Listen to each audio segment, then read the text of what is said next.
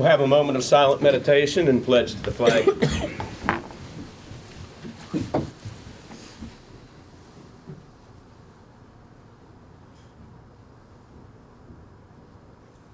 Thank you.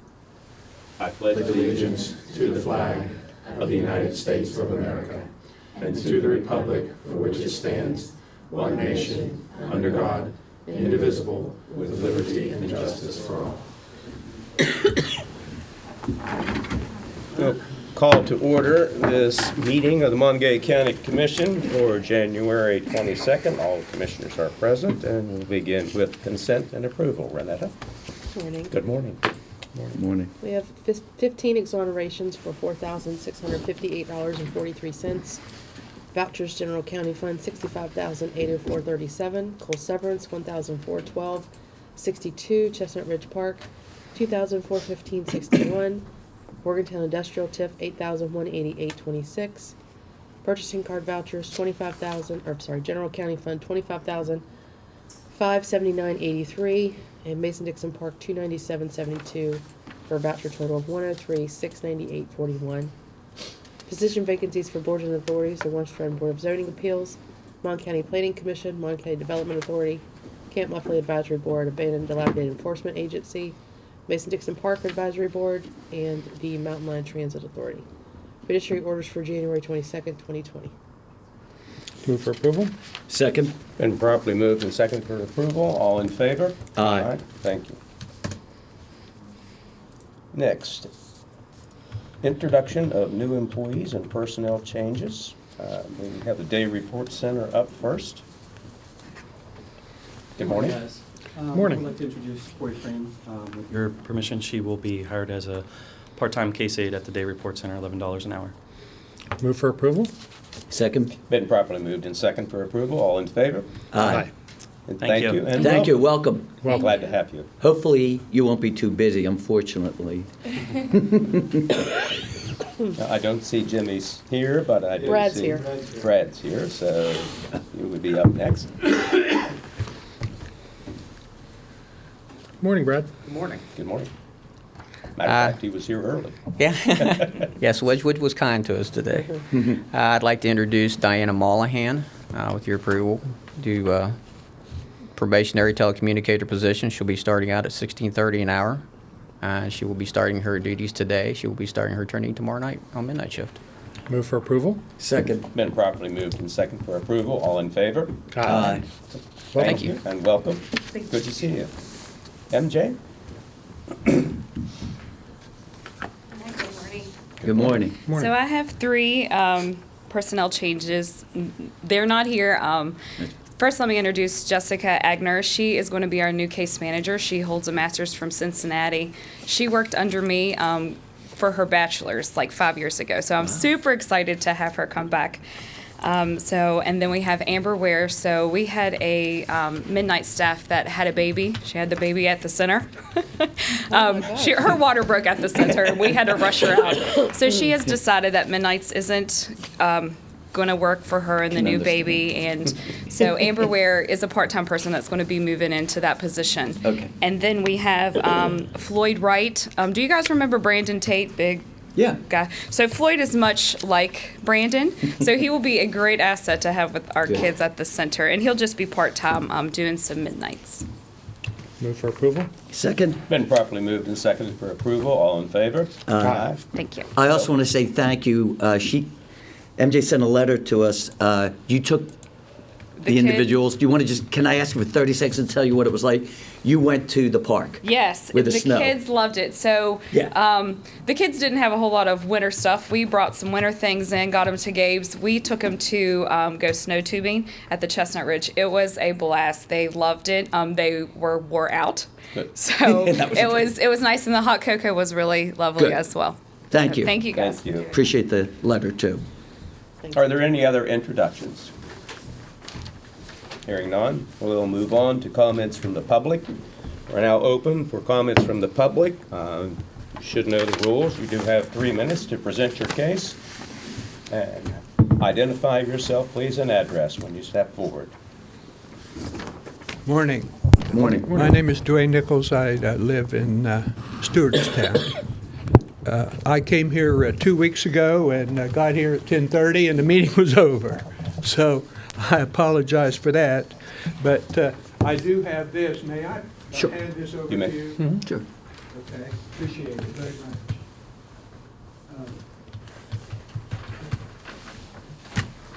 Thank you. Two of the pages here are graphs, and I just wanted to make sure that you had seen these. Thank you. First graph here is of carbon dioxide as measured in Hawaii. And the point of this is how it's increasing. It's so obvious how it's increasing because over the years, the atmosphere is getting richer. It's now above 400 parts per million. This other one shows methane, which comes from natural gas, and it too is dramatically increasing now, more than ever in the lifetime of the human existence. So what I'll do is now refer to just one of the pages that I handed, how things are changing. The title is underlined on that one page. And I have a number of items there to mention. I'll get a copy of my own notes here.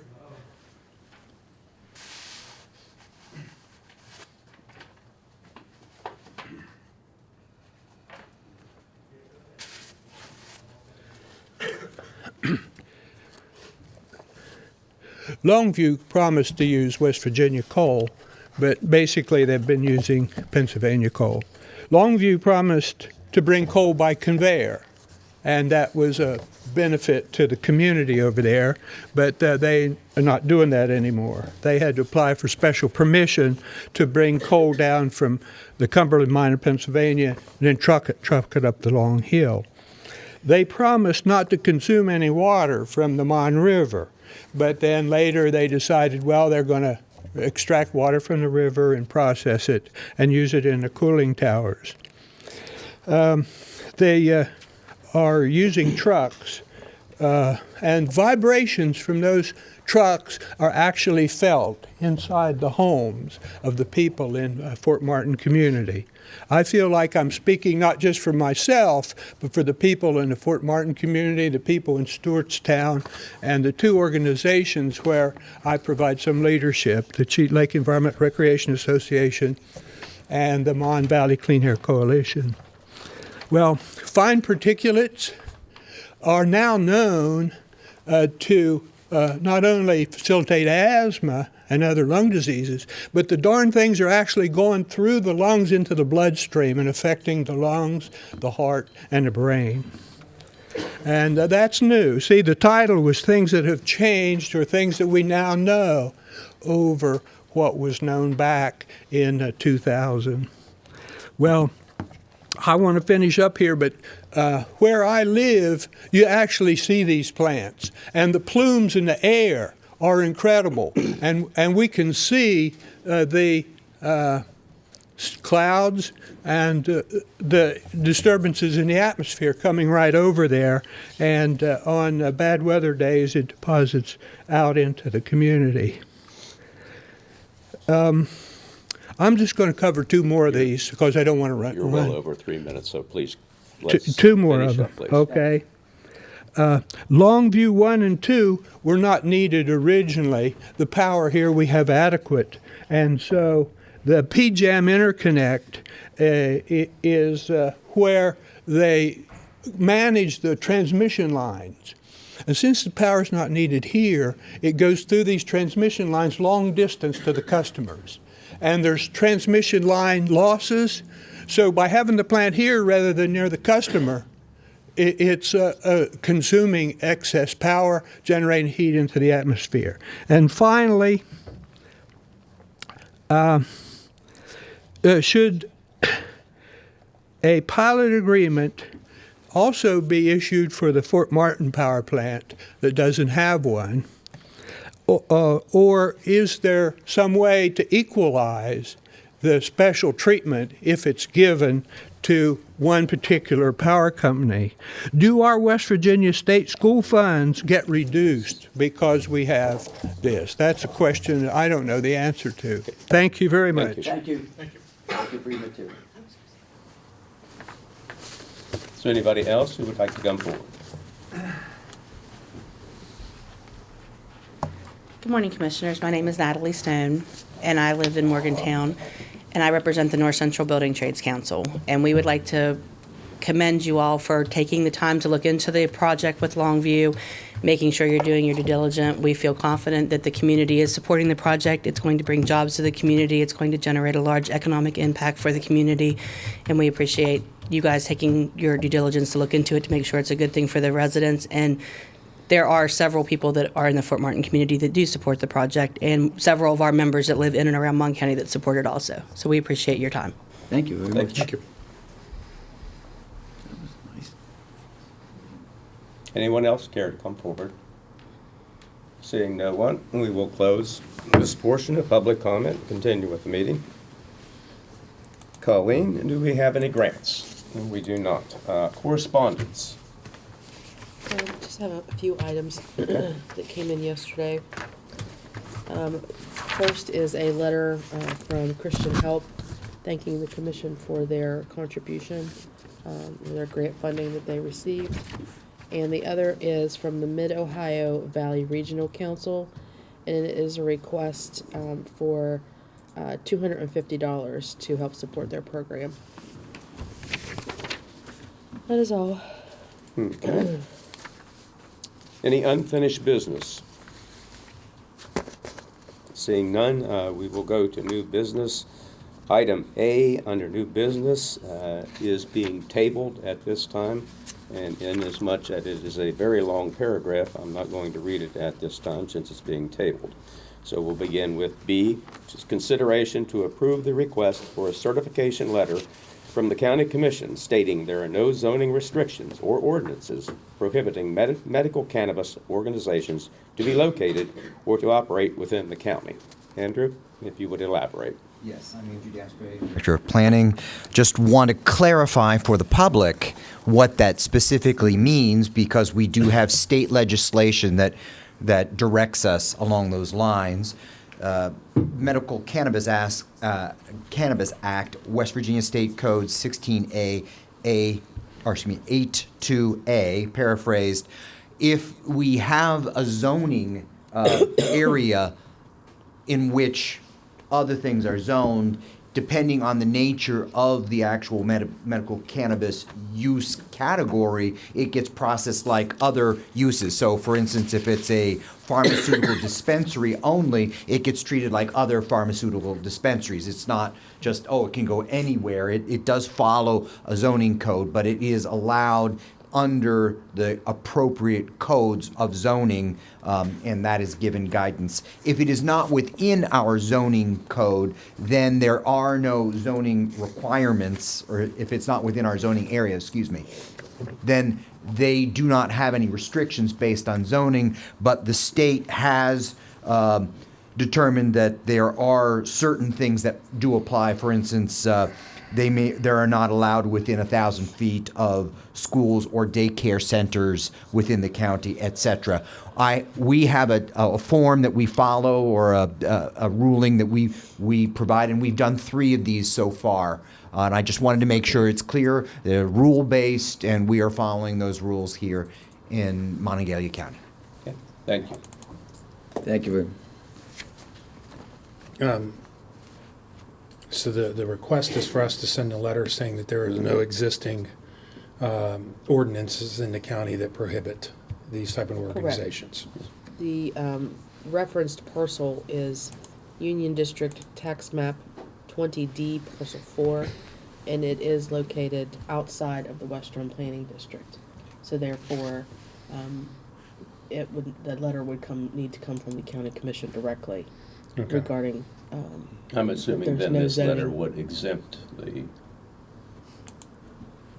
not exempt, but would specify what is required for West Run in the zoned area. We are treating this as similar to businesses that are applying for a liquor license. Yes. And the commission has to issue a letter to the ABC saying that there's no restrictions for the particular location that was identified. Okay. So that's what we're doing. There's been a real lack of guidance from the state on what the county commission is actually required to provide, but from what we can gather, that's what they need. Okay, so this isn't an open letter saying there's no prohibition. This is addressing a specific parcel. Specific parcel. And indicating that there are no county restrictions. Correct. Move to approve? Second. Been properly moved and second to approve this. All in favor? Aye. Thank you. Next is consideration to approve an equipment purchase, installation, and maintenance agreement between the Monongalia County Commission and Frontier Communications of America Incorporated. Move to approve equipment purchase, installation, and maintenance agreement with Frontier as discussed? Second with discussion. Okay, it's been properly moved and seconded. Just a clarification, because I know it's become public that Frontier was planning to go into Chapter 10 in 2 weeks. So is there any I just want to make sure that's separate, or is that not going to affect this in any way? And I didn't know, so it's just something I don't know. I mean, a contract is a contract. Well, I would assume that it'd be business as usual. Chapter 11 is a request Chapter to 11, to be able to reorganize. Okay. So business goes on as usual. usual. Okay, until that was the only question I had. Until those arrangements are made. Okay. I also want to point out that this isn't a discretionary exercise, like this isn't an optional exercise. We have a current lease Right. that expires, so we need to enter into a new one, and as part of that, our phones get replaced. I had comment from one of the office holders that they'd rather us use the money for other things in their area. Well, that's not the option. We have to replace the phones. It's the end of the lease. Just like if you're leasing a car and turn it in. So. And actually, it's going to save us a tad bit of money.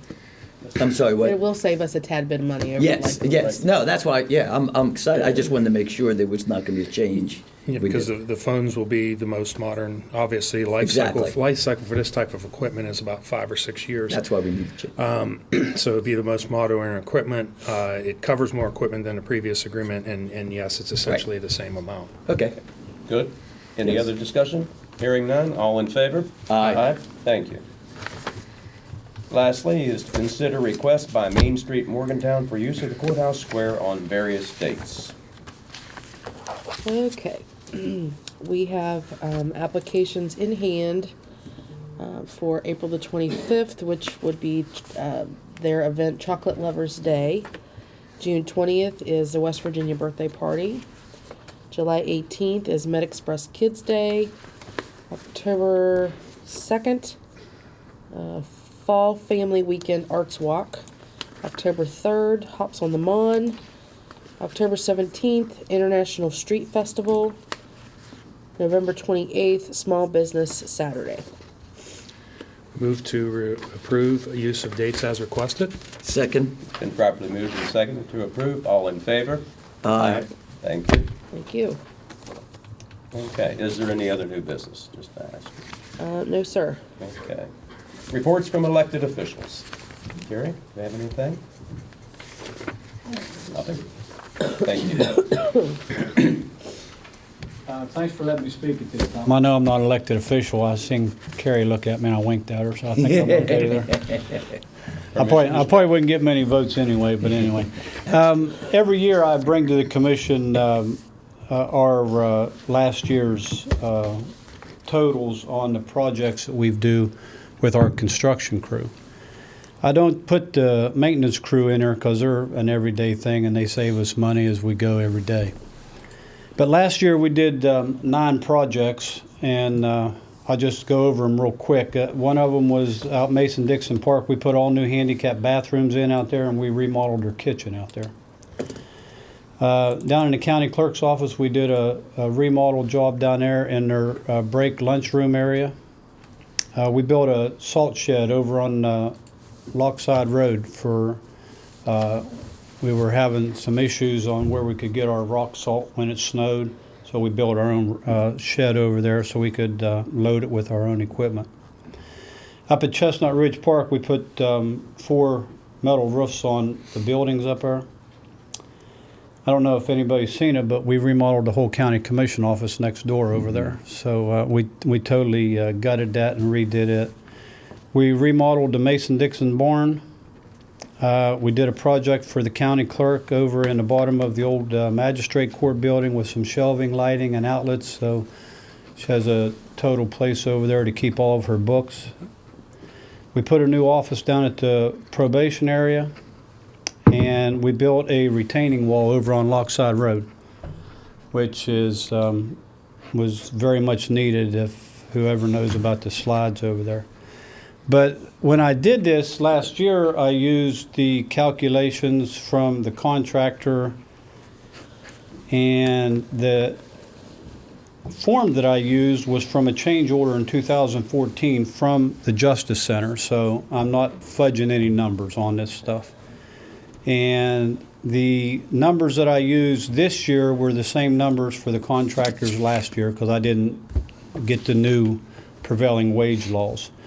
But this year alone on those 9 projects, our county construction crews saved the county $1,011,205.83.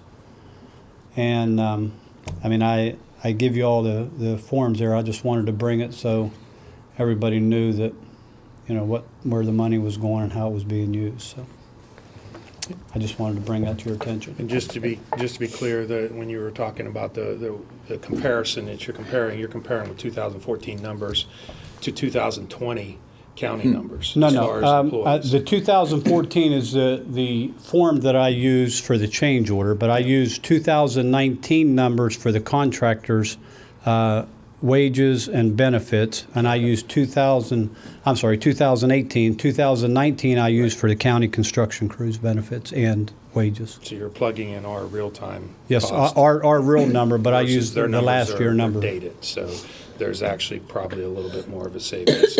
So as always, thank you, Bobby, for everything you do for the county. Obviously, you're saving the county taxpayers a lot of money by what you and your crew, and thank your crew. Yeah, it's you know, We certainly appreciate a lot of. everything you do. I can draw it up and everything and point fingers, but I tell you, if it wasn't for the crew that I have, it couldn't be done. And these people right here can tell you the same thing because I know a lot of them, and I was a union bricklayer, so I know how it is out there. So, but thank you. Thank you.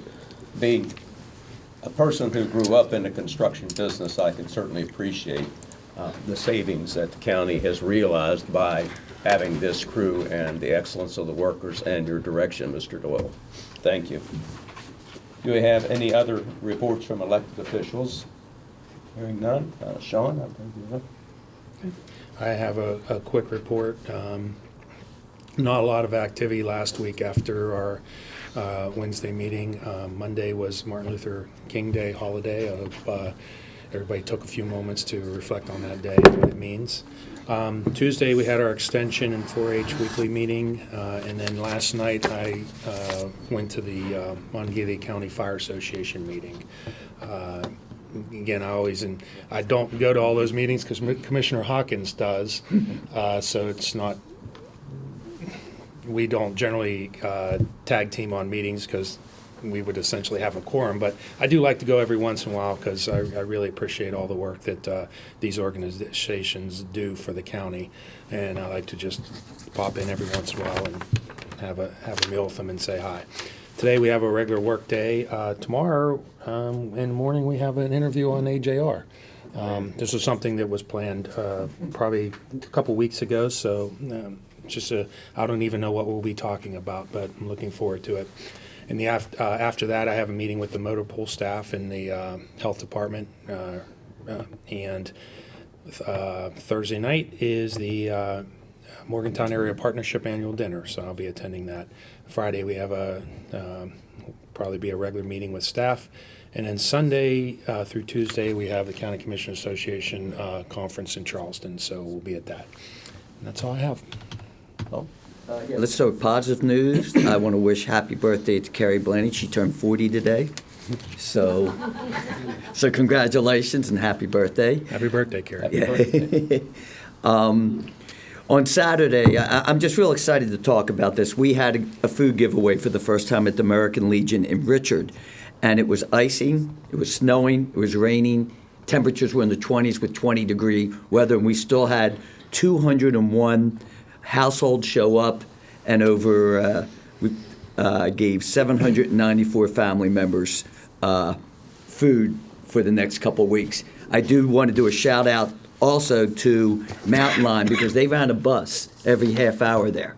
And I was surprised how many people, and it's sad that they got off with a suitcase, put the food in the suitcase, and then got back on the bus to go back. So I really want to thank Mountain Line for doing that. And it just showed us how many people need that transportation.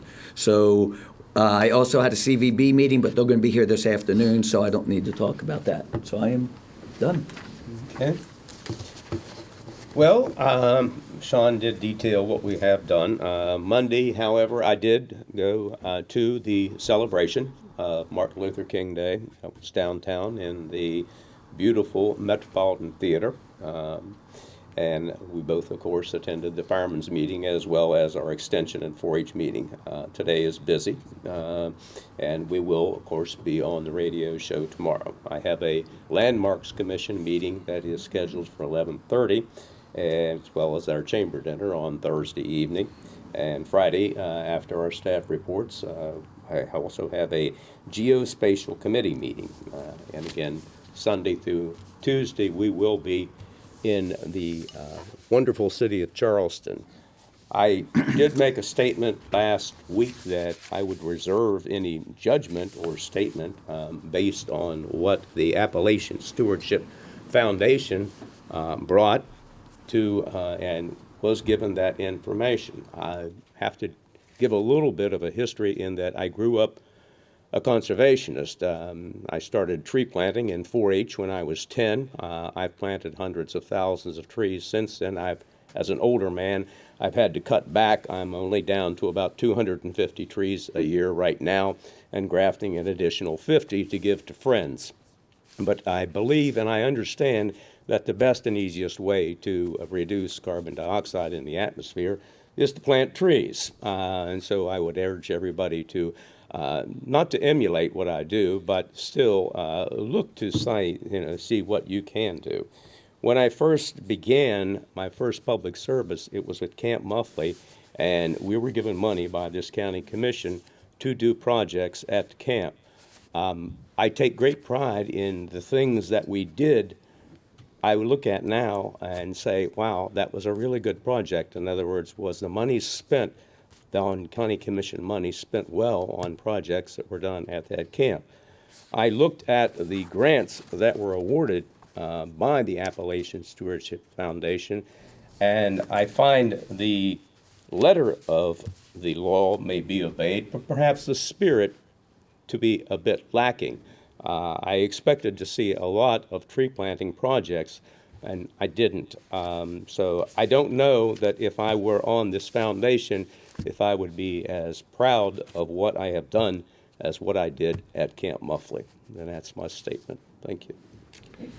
I do have one point of order. To be completely transparent, we forgot to note that we did get a correspondence from Mr. Cotton, or Coton, how do you say his name? Coton? Yes, so Yes. we didn't mention that in our correspondence. Oh, okay. Yes. Sorry. So can we, Do you want me to read it? Do you want to? my note of that, Casey, or Carrie, can we? Backtrack? Yes. I don't see, in all fairness, why we should not. Please, if you do. Well, he asked us for information. We provided information. He was to provide us information. He did. Yes. We're reviewing it. So I just wanted to make it noted. Yes, That's and all. it was all done via email, so. Yes. Yes, by email. I'll entertain a motion to adjourn. So moved. Second? We are adjourned. Thank you. Sorry, I didn't.